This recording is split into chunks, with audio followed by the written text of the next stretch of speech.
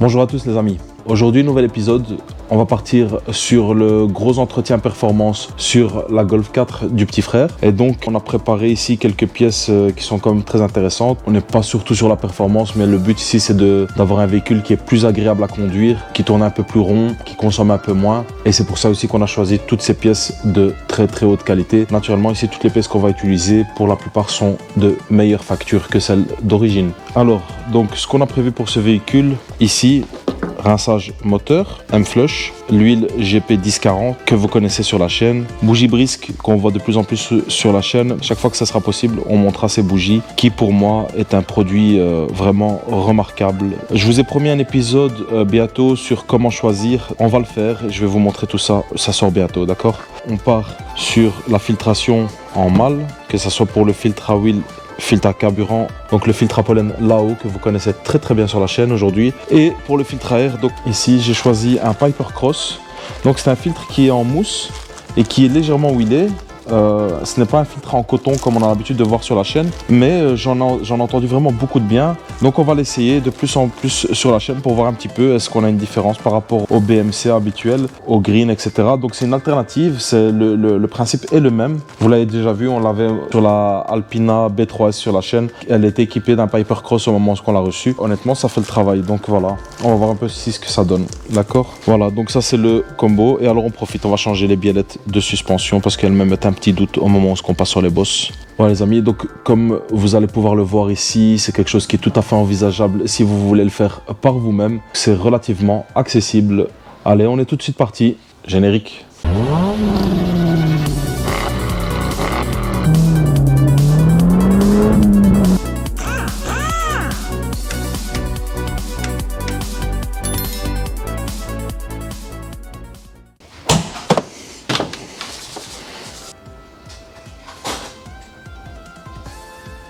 Ok les amis, première des choses, on commence avec un M-Flush.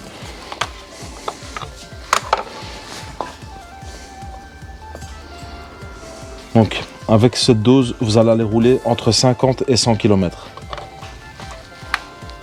Voilà, allez on est reparti. A few moments later. Les amis, première des choses, donc on va la mettre en vidange pendant que le moteur est encore chaud. Donc on fait un petit appel d'air en retirant ici la jauge et en ouvrant le bouchon. Ok, donc mise en vidange.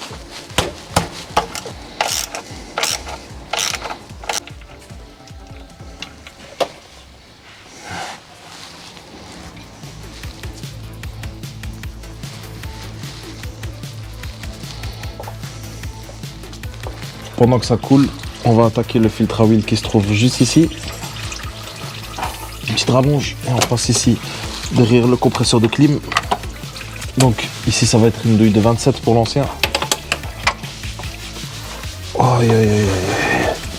Aïe aïe aïe, comment c'est serré ce truc. Il bouge très lentement. Voilà. C'est le filtre. Hein? Filtre à huile, putain il m'a fait les triceps. Aïe aïe aïe.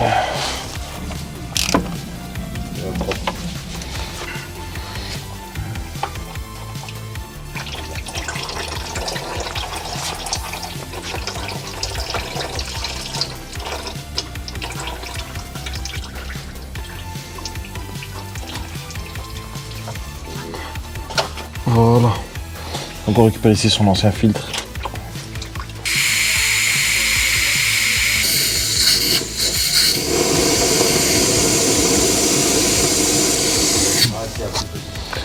Ok, donc maintenant on va passer un petit coup de propre.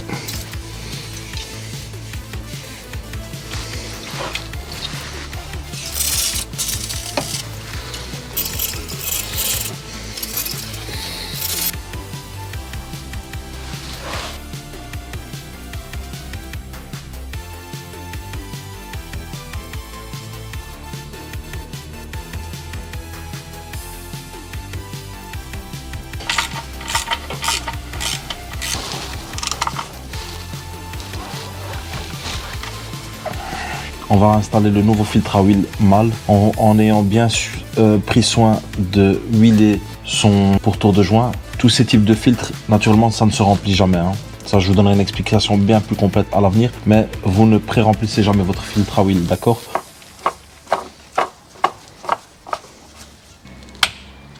serrage 20 Nm. Voilà, donc ici on a fini, on va les remplir. On va la mettre en huile. Avant ça, on nettoie bien son bouchon. On en profite toujours.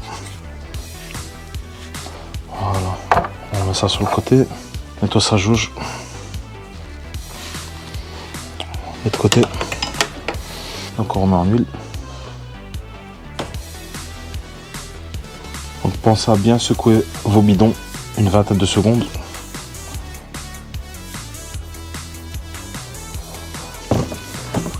Voilà, on a assez pour faire un démarrage. Là maintenant, on a mis 4 litres, on va pouvoir faire un premier démarrage.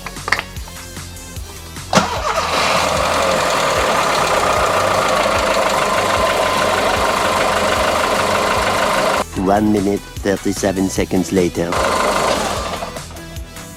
Donc on va faire le niveau définitif. Voilà, donc on est au niveau max. Et il aura fallu 4 litres tout juste. Allez, on repart directement maintenant ici. Donc ok, on va dégager ici, on va se faire un peu de place.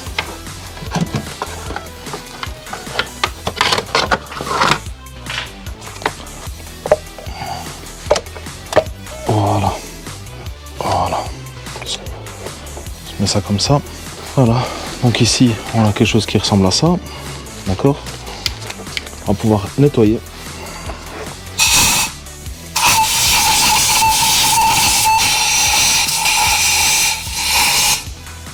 Ici ça pue, hein. Ici c'est huilé. Donc ici on a potentiellement un joint de cache soupape qui est ici endommagé. Potentiellement, ouais. Voilà. Donc ça va venir ici des ronds. Mais bon, ça je ne l'ai pas prévu sous la main. On le fera une autre fois.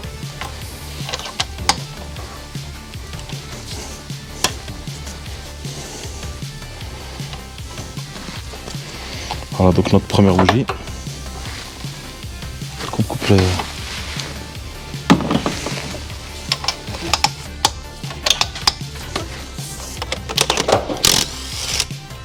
Voilà, donc ici on voit bien qu'elle est huileuse. Donc c'est bien notre joint de cache soupape.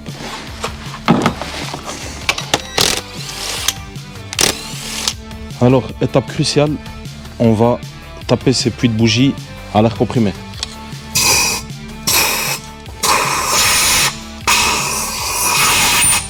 Alors, on récupère ces nouvelles bougies et on se muni aussi d'une graisse comme ça diélectrique. Alors ici, on va comparer les deux têtes et vous allez voir qu'en fait, ça n'a plus rien à voir. On est complètement sur une autre architecture.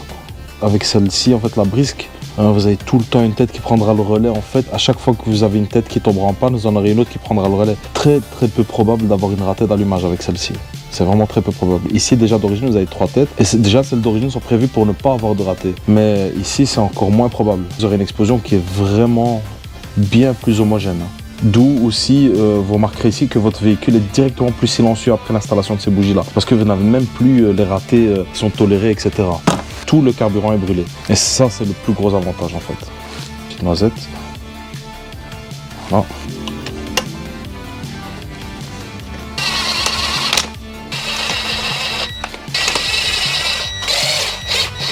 Serrage, 25 Nm.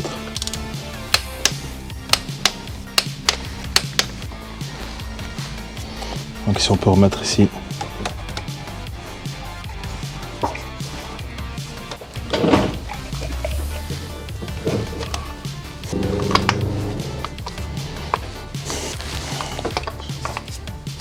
Pour les bougies, c'est bon, c'est remonté. Donc on profite ici qu'on a de la place, sans le cache, pour retirer directement sa boîte à air.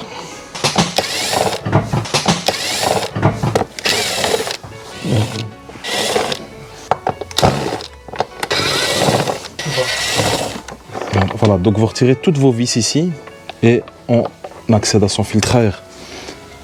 Et ici on peut voir qu'il est vraiment huileux. Donc ça, c'est pas vraiment normal, hein. D'accord? C'est pas normal. On va savoir ce qui se passe, mais...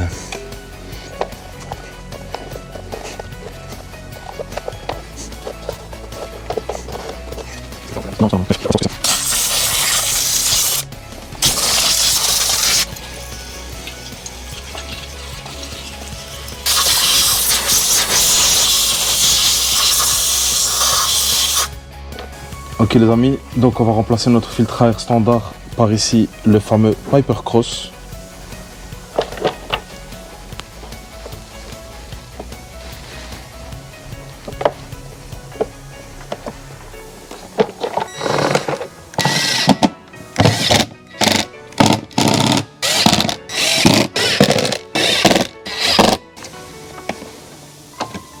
Voilà, donc celui-là, finir sa route à la poubelle. Hein.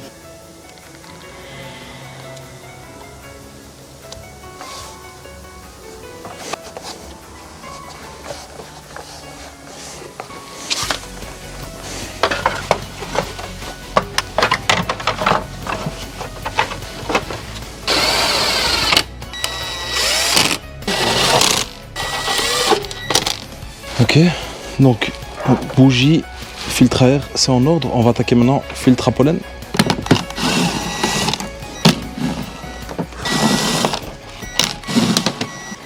Donnez-lui, c'est pas que je vais retomber. C'est bon, c'est bon. Je pense qu'il est... Ah, il est là. Ouais. Voilà. Voilà. Alors le filtre à pollen se trouve juste là-dedans.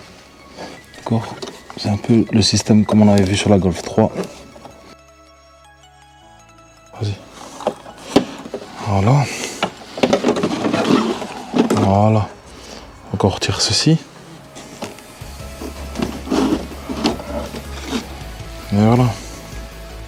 C'est un filtre Bosch. C'est pas fou hein, comme qualité. Hein. Donc on en va nettoyer à l'air comprimé.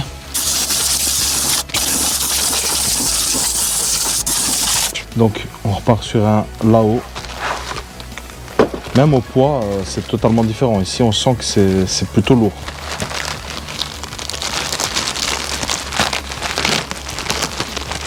Et alors on part avec la flèche vers le bas. Donc en fait la règle c'est qu'on l'installe d'abord dans son emplacement. Voilà, donc on l'installe d'abord ici et puis seulement on va comme ça directement avec.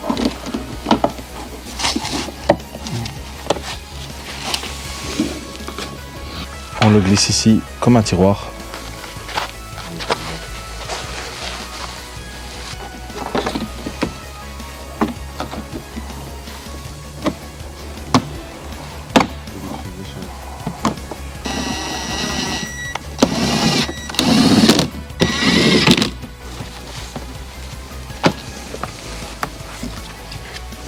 Filtre à pollen, c'est en ordre. Qui de la glace.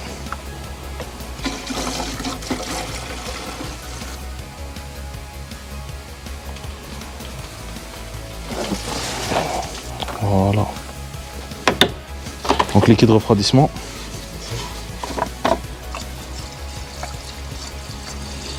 Donc on arrive juste ici, sur la ligne du maximum.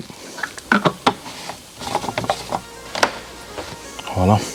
Terminer avec un petit nettoyage du moteur.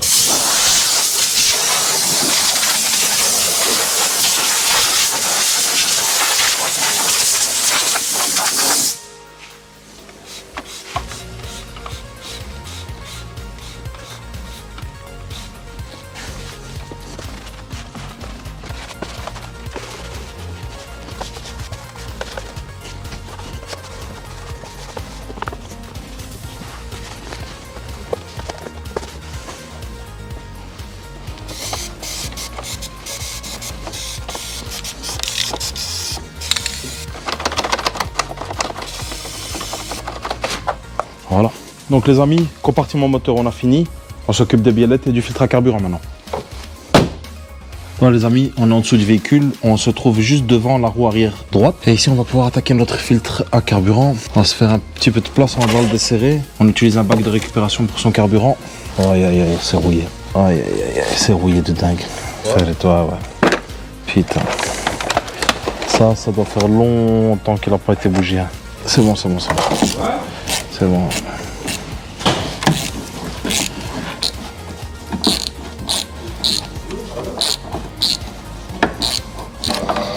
Voilà. Donc vous allez venir pincer ça ici comme ça. Et avec un tournevis plat. Et alors on fait levier normalement. Voilà. Voilà.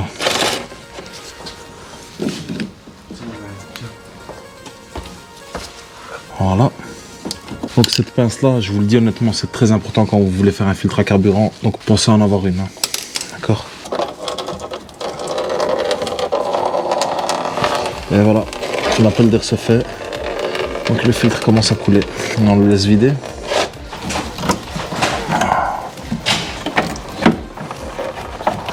Voilà. Et donc vous voyez, il a un sens, hein, votre flèche vers l'avant du véhicule. Et alors, est-ce que celui-là, il serait daté? Regardez la couleur. Regardez la couleur. J'espère que vous la voyez. Regardez. Le carburant sort noir. Noir, regardez. Et vous allez comprendre tout de suite pourquoi. Ce filtre ici fait une entrée fracassante dans mon top 2 du musée des monstres. Vous allez comprendre pourquoi ça sort noir comme ça. Alors il est daté d'avril, le 6 avril 2001. Ce qui correspond exactement à l'année de fabrication du véhicule.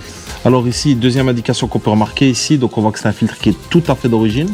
Ok, VO Audi, on a notre référence, et ici on a notre référence, donc KL79 en mâle. Et vous vous rendez compte en fait que c'est exactement la même référence qu'on a commandé. Donc c'est bien mâle qui fournissait alors les filtres d'époque. Mais ici, c'est pour rigoler, hein. Le carburant est noir. Donc ça devait vraiment poser un problème au niveau du flux de carburant du véhicule, hein. Voilà, donc on a un filtre qui a exactement 23 ans. On n'invente rien ici, hein. 23 ans. Mais c'est pas le pire que j'ai vu, hein, je vous le dis. C'est pas le pire que j'ai vu. 23 ans, c'est quand même énorme. Ça explique beaucoup de choses. Pourquoi mon collier était si serré, par exemple. Pourquoi elle tourne un peu comme ça, comme un peu un diesel, comme ça. Voilà. Donc, ça, c'est une chose. On met toujours sa référence ici, lisible, pour celui qui aurait un doute. Et alors, ici, on va venir.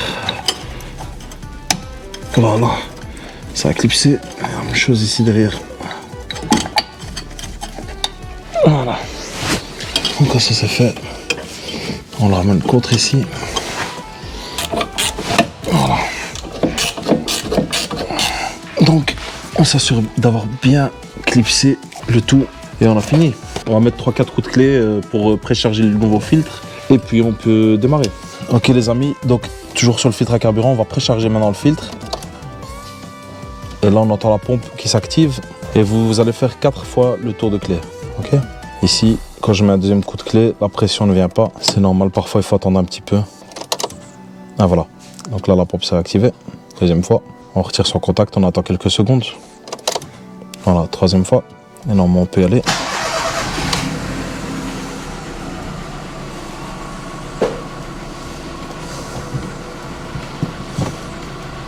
Donc ça tourne parfaitement rond. Ici, pour ceux qui s'en rappellent, le fameux compteur bleu des Golf 4 indémodable. Alors regardez, on a un tour minute ici qui est complètement stable, hein. Il n'y a pas d'oscillation.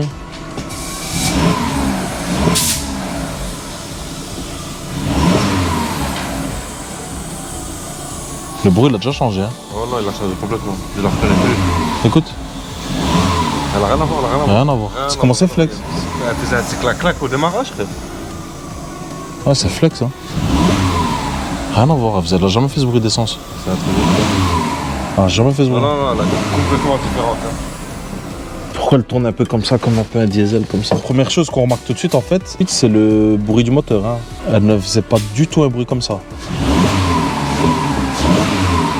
Là, ça tourne comme une essence, quoi. Je vais vous montrer comment faire le service reset. Vous restez appuyé sur le bouton de droite et vous mettez le contact. Et là à ce moment-là, ça vous écrit service jet, je sais pas ce que c'est en allemand. Et alors, vous prenez le bouton de gauche et vous tournez à droite. Et voilà. Et quand ça part, donc normalement, vous n'aurez plus de témoin d'entretien. D'accord? Voilà, donc ça c'est pour le service reset.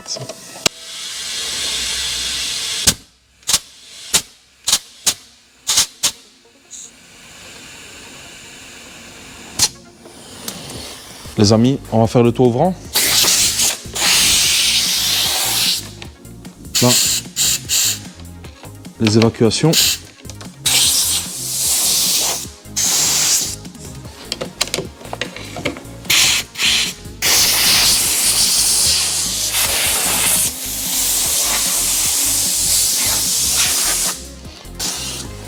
Alors, on le nettoie. Voilà.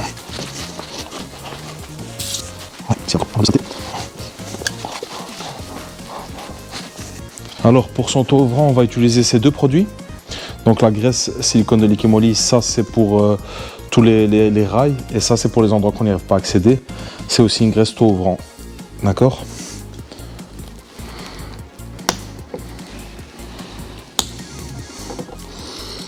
Voilà.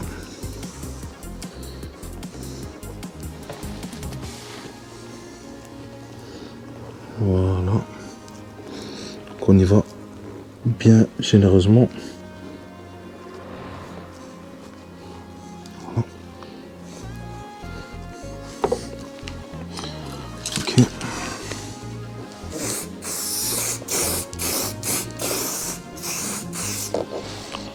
Voilà. Donc on fait la même chose en face.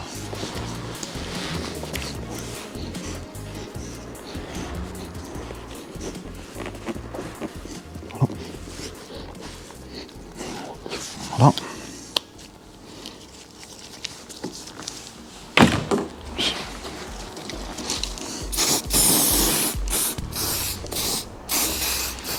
Voilà, et le reste ça se passe à l'intérieur. Donc maintenant, on ferme son taux ouvrant.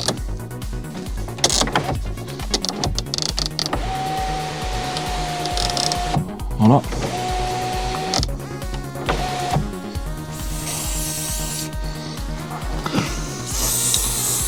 Voilà. Alors on l'entend aller vers la graisse et alors on l'ouvre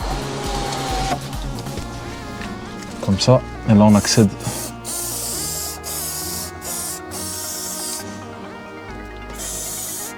toute cette partie ici.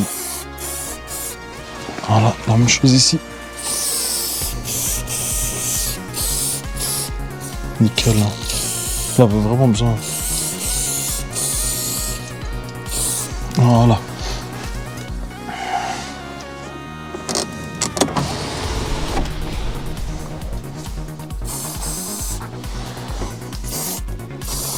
Voilà. C'est en ordre. Ok les amis, on va remplacer ici la biellette. Pour ça, on va se munir d'une clé de 16 sur un cagnac et une alène de 10 pour venir bloquer ici l'arrière de la biellette. Voilà.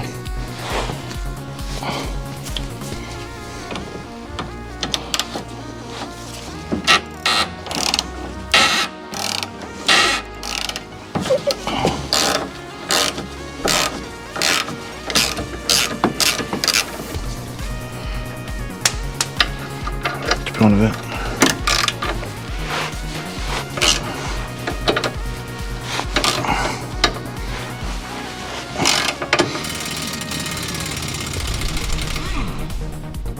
Voilà. Un petit peu de graisse. Voilà.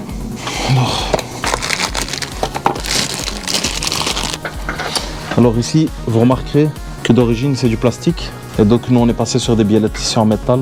Et moi je prends toujours Moog parce que c'est pour moi une très bonne qualité. Ou si vous trouvez en biellette de suspension, si vous trouvez les Mail HD, c'est très bon aussi. C'est même meilleur en fait, mais ici on les a pas trouvés, donc on part sur Moog.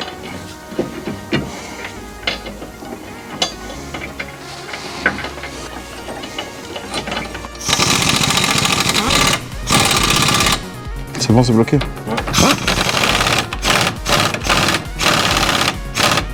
Alors le coupe de serrage, moi je l'ai pas, donc je les ai serrés assez fort et c'est bien comme ça. D'accord? Voilà, voilà. On va profiter pour mettre une dose de complexe pétrole.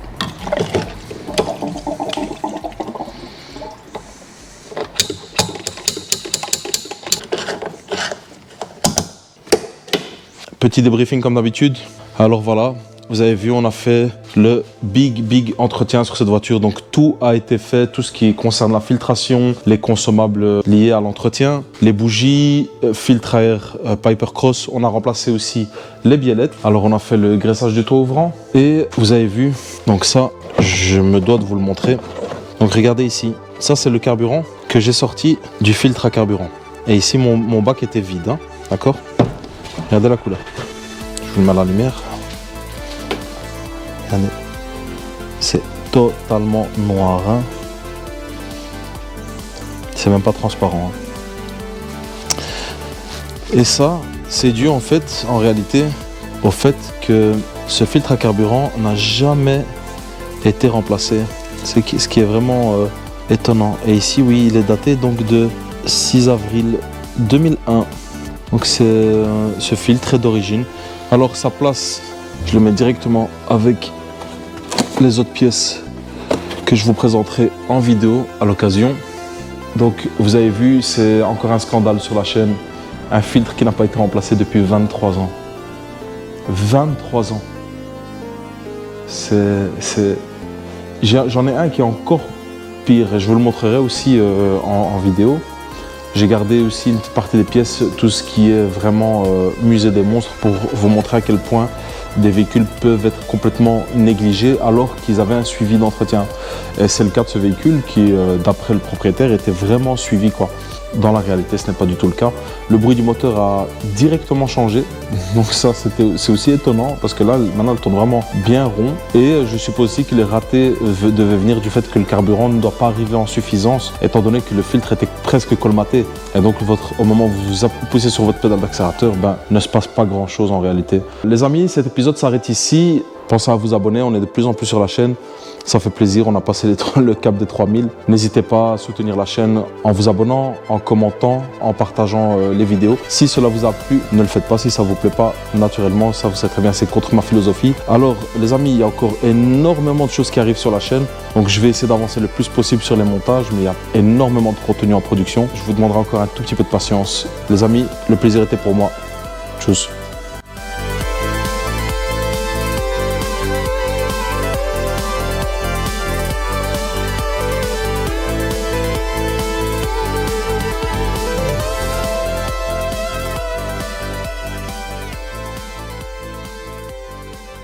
Le filtre il date de 2001, jamais remplacé. Je te dis carnet complet.